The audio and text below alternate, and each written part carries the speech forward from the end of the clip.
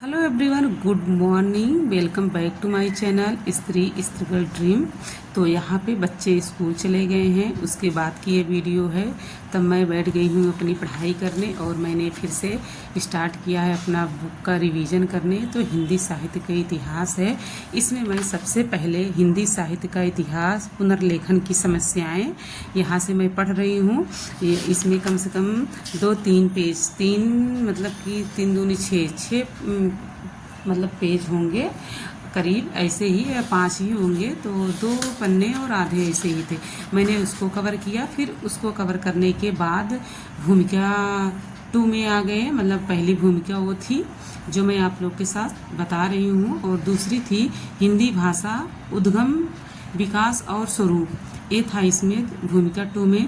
तो इसको मैं पढ़ी और इसमें था कि आधुनिक भाषाएं तथा उपभाषाएं, इसमें बोली और भाषाएं था कि भाषा, उपभाषा, बोलियां, खड़ी बोली, ब्रज भाषा, ये सब। मतलब कि ब्रज भाषा का पुराना अर्थ क्या है।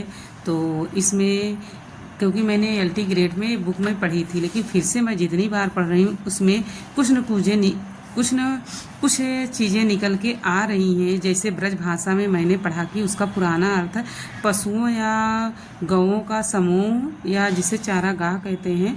तो ये सारी चीज़ें जैसे समझ में आ रही हैं कि जितनी बार आप पढ़ो उतनी बार कुछ न कुछ क्वेश्चंस बनते ही रहते हैं उसमें। तो एक बार तो पढ़ते हैं तो कुछ नहीं समझ में आएगा, 2 बार पढ़ोगे तो कुछ नहीं समझ में आएगा, लेकिन धीरे धीरे जब उस पढ़ते रहो बुक कई बार, 2-3-4 बार पढ़ोगे ना, तो समझ में आने लगता है। तो भूमिका पहला है और भूमिका दूसरी है।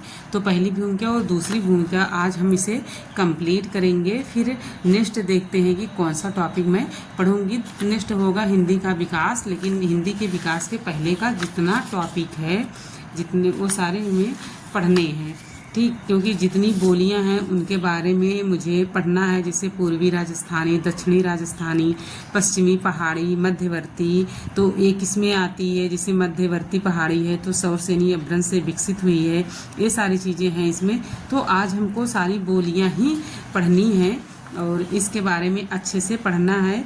फिर उसके बाद हिंदी नाम या उसके विभिन्न रूप क्या क्या हैं, इसको हम इसमें पढ़े हैं, ठीक है। पढ़ने के बाद फिर मैं गई किचन में। यहाँ पे मैं बना रही हूँ ढोकला, क्योंकि बच्चों का पसंद है कि ढोकला बनाना है। और दोपहर में बच्चे बोल के गए हैं स्कूल जाते वक्त कि मम्मी आएंगे तो ढोकला बना के रखना।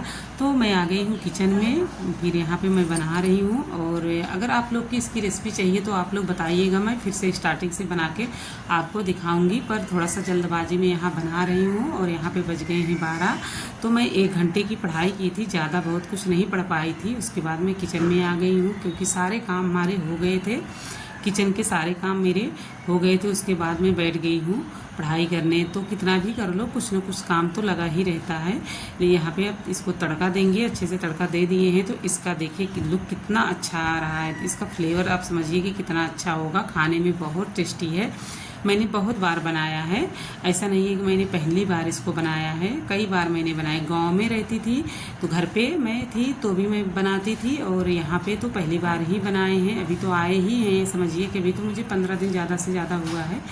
फिर उसके बाद बनाने के बाद मैं आ गई फिर से अपनी पढ़ाई करने। थोड़ी देर मैं रेस्ट ली, उसके बाद मैं बैठ गई फिर से पढ़ाई करने। गर्मी बहुत ज़्यादा है, यहाँ पे भी बहुत गर्मी लग रही है। फ़िलहाल पढ़ाई तो करना है, क्योंकि अब जो नया विज्ञापन UP TGT PGT का जो आएगा उसमें मुझे फार्म को फिल करना है। तो उसके लिए पढ़ाई तो पहले से ही करनी पड़ेगी। और मेरी तबीयत भी यहाँ भी नहीं ठीक है, पता नहीं क्यों मेरे सिर में बहुत ज़्यादा पेन हो रहा है, बहुत ज़्यादा दर्द है। तो मैं तेल लगा के बाल में फिर दवा खाई हूँ। उसके बाद मैं बैठ गई हूँ यहाँ पे पढ़ाई करने। और ये तो लगा रहता है, कभी पैर में दर्द, कभी हाथ में दर्द, कहीं सिर में दर्द, ये सारी चीज़ें तो चलती रहती हैं, पता नहीं क्यों ऐसे ही हो रहा है। आप लोग बताइएगा कि किस वजह से हमारे ऐसे होता रहता है। कभी 10 दिन ठीक रहेगा तो फिर वही पूरे शरीर में दर्द होने लगता है, कुछ करने का मन नहीं करेगा, और कुछ करेंगे तो बहुत थकान सी महसूस होने लगती है। तो यही सारी चीज़ें चलती रहती हैं। लेकिन फिर भी अब देखिए पढ़ाई करना है, अब उताही बिल्कुल भी कुछ नहीं करना है। तो हम अपनी पढ़ाई स्टार्ट कर दिए हैं बुक से। अभी बुक पढ़ रहे हैं, फिर इसके बाद मैं इसका नोट्स बनाऊंगी। बुक से नहीं बनाऊंगी या वीडियो से ज़रूर बनाऊंगी। जैसे भी बनाऊंगी मैं आप लोग के साथ ज़रूर शेयर करूंगी कि मेरा नोट्स कैसा है, किस तरीके से मैं बना रही हूँ। फिलहाल अभी तो मैं बुक पढ़ रही हूँ जो कि हिंदी साहित्य का इतिहास है, और ये डॉक्टर नगेंद्र और डॉक्टर हरदयाल की ये बुक है। इनके संपादक यही हैं। तो आप लोग बताइएगा कि आप लोग की ये मेरी वीडियो कैसी लगी, और आप लोग तैयारी कर रहे हो कि अभी नहीं कर रहे हो, किस बुक से आप लोग तैयारी कर रहे हो, प्लीज़ आप लोग मुझे बताइएगा। और कौन कौन सी बुक लेनी चाहिए।